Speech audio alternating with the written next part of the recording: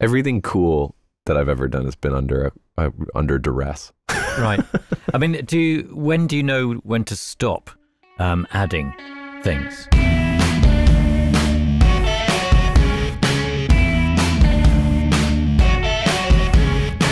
This episode is being supported by Tape It. If you currently use voice notes to record your ideas, you should try Tape It instead. Oftentimes I sit and I write a song at piano, and then I have to throw it into this world of production and figure out if it's going to have rhythm, if it's going to have drums, what they're going to sound like. And this song I was writing over top all these elements. So the elements were kind of predetermined, which is, kind of a time saver, to be honest, because it's twofold. It's a little dangerous and it's also a time saver. The dangerous part is I probably spent hours getting that kick snare and synth sound to where I wanted it to be. And I had no song. And then I had to write a song over it.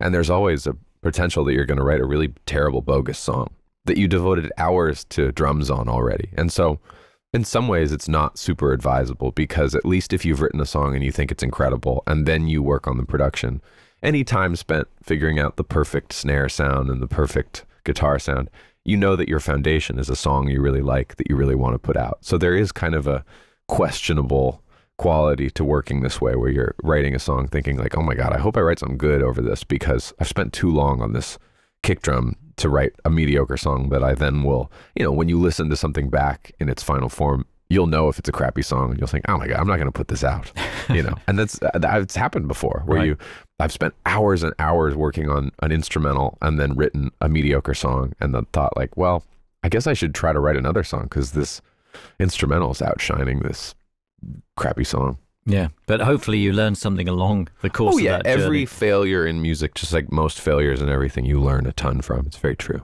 Yeah. And when you're recording your vocals, do you just sit down in front of the equipment that you're using and just sit there casually, or do you prefer to be in a particular place or zone? Or I've turned into I've never really had an assistant engineer or anything up until very recently. I've started to use somebody because I've had to. I haven't really had the time otherwise, but so I have to be pressing record and pressing pause and moving the playhead at the same time. So I sit right in front of my keyboard and look across the room at the TV monitor, which is where my computer screen is, and I have to be doing both at the same time. So it's not dissimilar to this setup right here, where I have my keyboard right here and I have a mic in front of me and I'm seeing the track. It's just sort of right there. And I do sit for everything. I sit with pretty good posture to have my diaphragm open, you know? So but straight back, or? Yes. Yeah. I have good posture when I sing, but that's about it. I don't stand or anything. Yeah. Because some people would say, oh no, you can't possibly sing I know, sitting down. And you know what? Like sometimes just sort of to really lean into something, I might stand, and especially if it's like if we're really rocking out, I might stand so I can move my body a little more freely. But yeah, in general, if you're sitting with good posture and you're taking deep breaths, I feel like I don't notice a difference. Yeah, is the good posture innate? Is this a family trait, or did you have to learn that? Did you have to go to a class? Billy did too. We sang in a very serious children's choir from the time we were, probably the time she was about 8, the time I was like 12 until I was 17, and it was they were very strict and very serious. It was very classical. I think we sang a couple new pieces, but they were written by very traditional composers, so to speak. We were not singing kids bop. We were singing hymns, and it was great. It was a secular organization. We did rehearse in a choir, but it was we did musics from all faiths. It was cool, but yes, they were very particular about our posture. And so we learned a lot. Yeah, that sounds great. If you, like so many of our guests, use voice notes to capture your ideas, you will love Tape It. It's the iPhone recording app designed specifically for musicians and songwriters. With Tape It, you can record straight from your lock screen, set markers, add notes, and even include photos of settings. Plus, there's cloud sync, you can import your old voice notes, and to stay on top of it all, Tape It has great labeling features like automatic instrument detection. And all of the above is free. If you currently use voice notes, switching to Tape It is a no-brainer. And there's more. If you upgrade to Tape It Pro, it uses 2 microphones on your iPhone along with gentler dynamic compression to give a much more natural sound than any of the usual apps. And we have a huge offer for you. 50% off Tape It Pro if you upgrade now. Just go to the app and select Tape Notes in the onboarding process or click the link in the description below. My favorite way to produce a song is to have a start point where there's no deadline, where it's very explorative.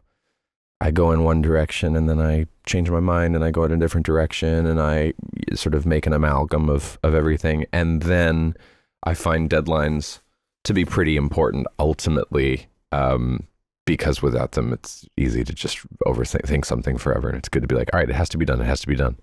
I think in this song's case, we were working on a crazy vinyl deadline. I wanted the album, I had a tour booked for end of October of 2021. And I wanted the album to be out before the tour started, and the vinyl lead time, which now is like 10 months or a year, the vinyl lead time was 6 months. So the album had to be mixed and mastered 6 months before it would come out. And it was, whatever that was, March. I was like having to finish the song to mix it, to master it. So there was kind of a tight deadline. But I had started the production and I'd started it. So it was, in reality, it was sort of finishing it under a tight deadline. But I've also I've had a shocking amount of deadlines in my career. Everything cool that I've ever done has been under duress. Right.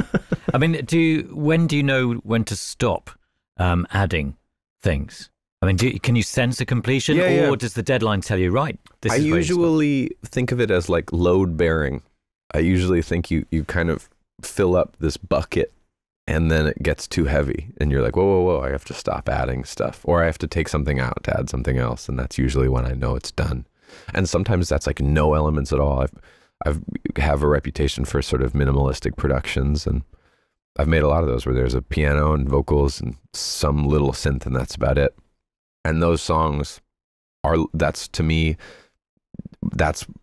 they would sound crazy if they had anything else, even though they could have a million other things because they're very simple. It's like they don't sound good with more stuff. So that's the way I know, is I go like, I think it's full. It's the way to stop eating, right? You're like, I feel full. I'm no longer hungry. Yeah.